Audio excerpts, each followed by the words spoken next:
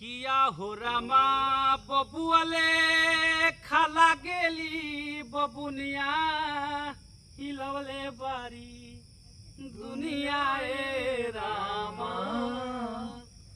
किया हो रामा बबुआले खाला गेली बबुनिया हिलवले बारी दुनिया ए रामा।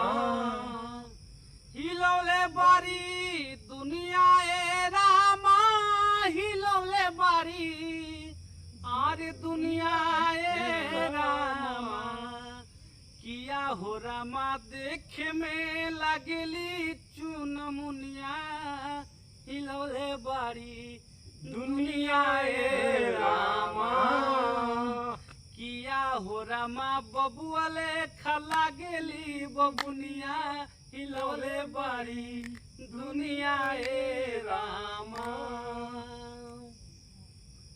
जिन्स पहिर के ससुर सोझा गईली सबक सिंगार सब तखा पर चढ़ैली। जिन्स पहिर के ससुर सोझा गईली सबक सिंगार सब तखा पर चढ़ैली। किया हो रामा तनिको न लागेली कनिया हिलवले बारी दुनिया ए रामा।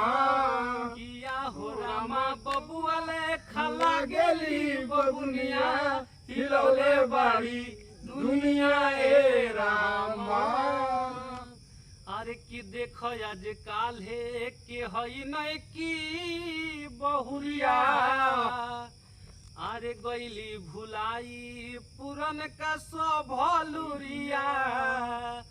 देखो आज काल्हे के हई नहीं की बहुरिया गईली भुलाई पुरन का सब भलुरिया। किया हो रामा पवन लिखेले कहानिया हिलवले बारी दुनिया ए रामा। किया हो रामा बबुआले खाला गेली बबुनिया हिलवले बारी दुनिया ए रामा। हिलवले बारी दुनिया ए रामा हिलवले बारी दुनिया ए रामा। किया हो रामा बबुआले खाला गेली बबुनिया हिलवले बारी दुनिया ए रामा। किया हो रामा बबुआले खाला गेली बबुनिया हिलवले बारी दुनिया ए रामा। हमारे प्रिय मित्र लक्ष्मण जी से बहुत बड़ा फैन हूँ मैं और आज से